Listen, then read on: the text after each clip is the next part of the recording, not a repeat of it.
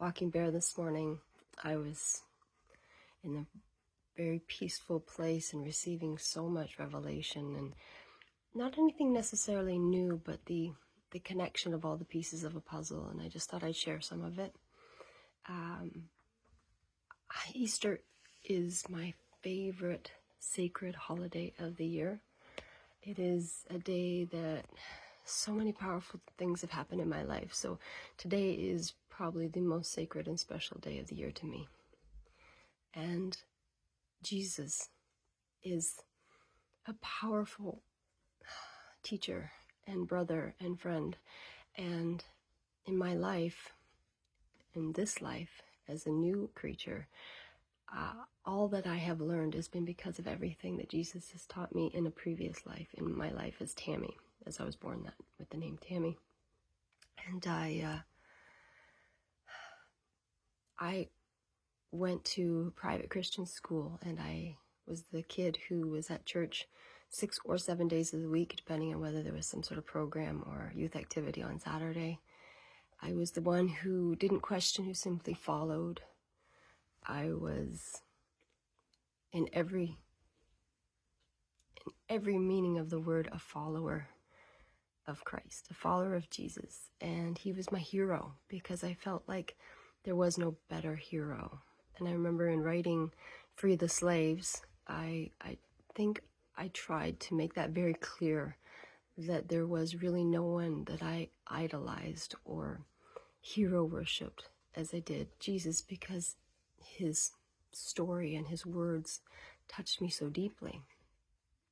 And when I became very angry and bitter at God, I remember yelling at God and saying, "You're a bad father, and if this is what kind of a father you are, then I will have no part of it." And I flipped God the bird and walked away.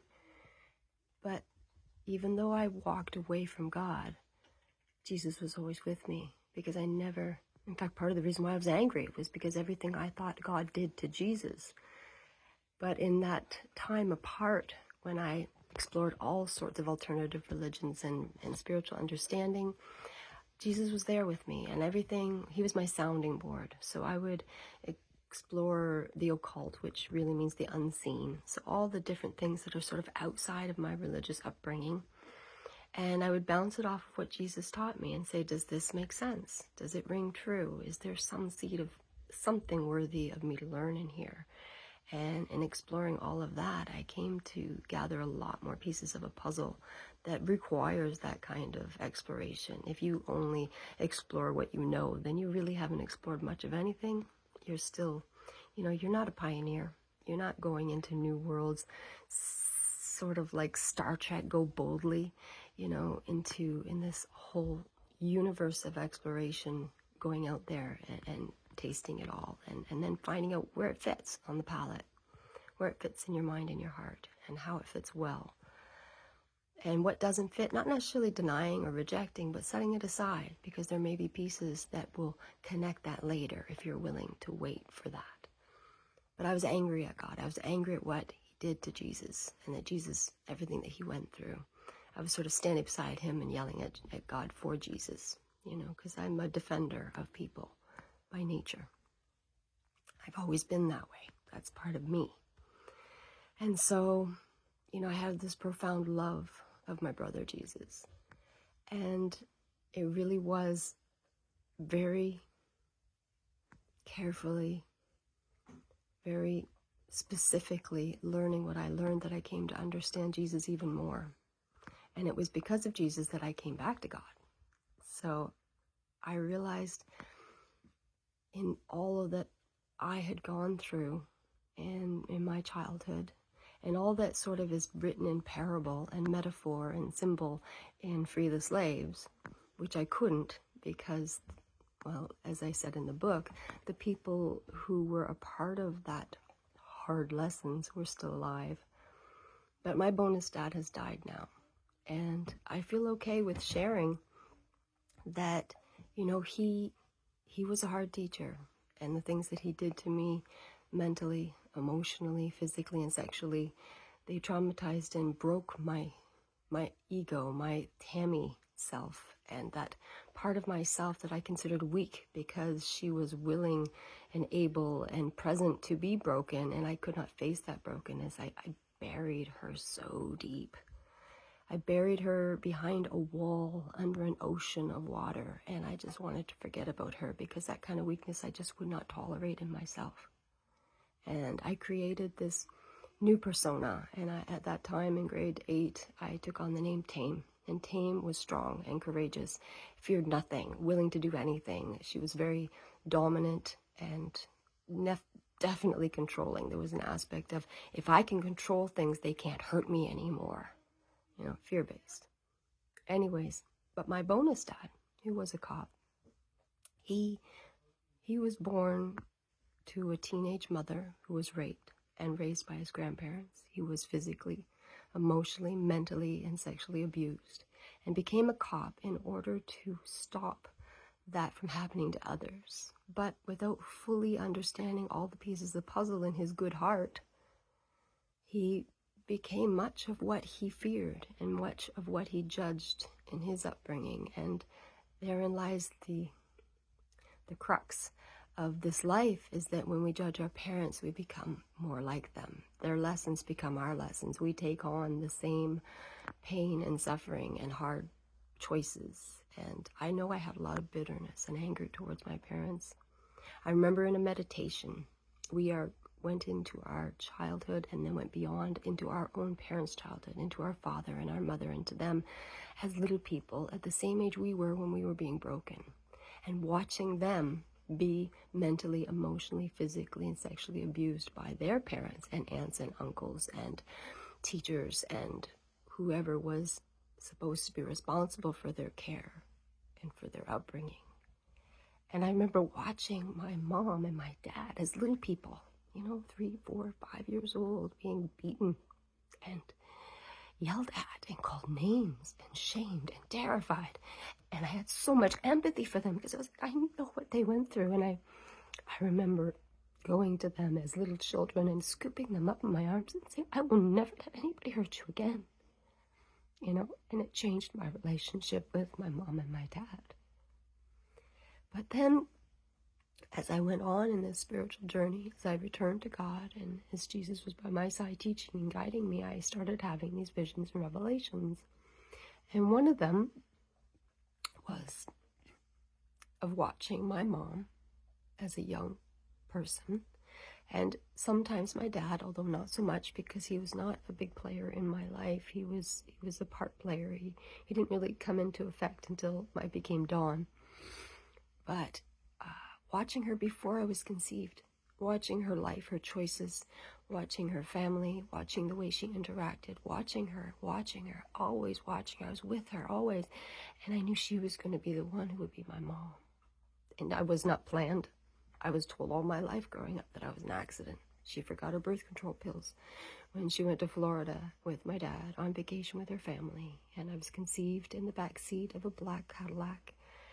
And I had a vision of that during acupuncture, which was really powerful because I remember what enthusiasm I felt as a spirit saying, I have a body, I'm so excited, I'm here. And I chose her. And in choosing my mom, and so choosing my dad as well in the part that he played, I was choosing the lessons. I was choosing everything that I would go through. All of the suffering, all the brokenness, all the pain, all of it, I chose it because I loved my mom before I was even conceived. And I loved my dad before I was even conceived. And at the same time, I didn't know until recently, my dad had conceived another child with another lady who she was given up for adoption and has moved to another country and has her own life. But in finding her, I thought there's a kindred spirit there because she too chose a life where she wouldn't know her dad and she would be raised by other people and they would do a fantastic job, better than my dad ever could. And she's an extraordinary human being. Bless Ashley. Anyways, the point is that in choosing my parents, I can't blame them for anything. So it was good that I forgave them before I recognized it was actually me that I was forgiving. And that is what brings me to today. Because I do not worship Jesus. He's my brother. I love him. He's my best friend. It is Christ who I worship. And Christ is readily available to each and every one of us, as Christ was available to Jesus, because that is the divine part that we bring with us, the part of us that chose our parents and chose our life and our journey. And Jesus was a pioneer. Somebody has to do it first, just like Abraham had to do it first. He had to turn away from a pantheistic upbringing and culture and society and say, no, there is only one God. Now, he didn't get it perfect. He said it was only our God, belonging to a certain nation and a certain religion. But at least he moved those few steps forward into the understanding there is only one God. It just happens to be the same God for everybody everywhere.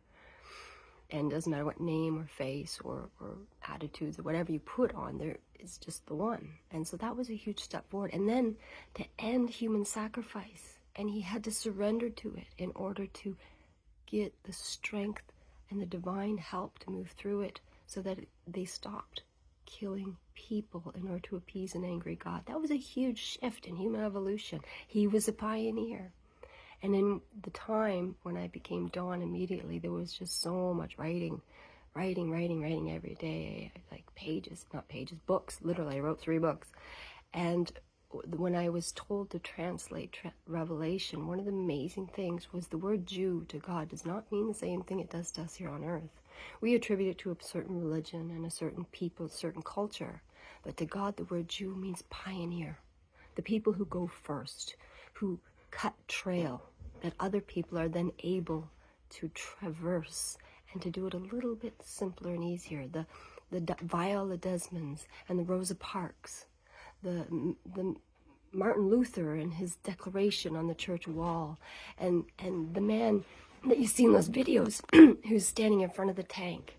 Those are the pioneers, the Jews in God's eyes, who do what must be done to break the law of what is going on, to break the thinking that is dominating the world, and to say this is not the way. The courageous ones who said the world is round and we don't, the universe doesn't revolve around us, we revolve around the universe. Those courageous people like Socrates, and each one who came with the truth and firmly were willing to die for that truth, as Jesus did. And when Jesus went into the temple and raged and violently abused people, and then, just a matter of a couple days later, humbly accepted the consequences of his choices, he taught me how to forgive me. And today I would not be alive for the things that I have thought, the things that I have said, and the things that I have done. I would not have forgiven myself, and I couldn't forgive myself. I would have condemned myself to death. But because of Jesus' example, because he was the pioneer the world needed, because he taught us that true forgiveness is of ourselves. And when we humbly accept the consequences, we are reborn and resurrected. And that is really the glory of it. Mistakes are no longer a condemnation of death. Sin is an archery term. It means to miss the mark. That's no excuse to stop aiming or practicing. And Jesus taught us that true forgiveness is always of ourselves. And whatever we can't forgive in ourselves, we cannot forgive in another. But first, it must be of ourselves. And the reason Jesus could forgive every single human being who stood there, who beat him, who abused him, who crucified him, was because he did it to himself. And in forgiving himself, he set the example of how we can go forward and progress. And I'm just so thankful, because I may not worship Jesus, but he will always be my hero. And Christ, that was available to him to humbly allow him to accept what he chose and what he created, invited, and attracted, is right here inside of us. And when we accept that spirit, that divine love, that unconditional, perfect love, and we look at ourselves and say, I can do better, and I can forgive me, there is not one person on this earth that we can't look in the eyes and say, I can forgive you, because I know what it is to feel like you. And I have no right to judge. I have only love and compassion and service to you in your journey to progress, to understand and to choose to think and feel better, and to live and love more perfectly. Thank you for the Jews, for the pioneers, for the ones who cut trail for the rest of us to follow. It makes our lives a little easier, a little more merciful and graceful, and a lot more forgiveness. So bless everybody this Easter. Thank you. Christ's perfect and powerful name, thank you indeed.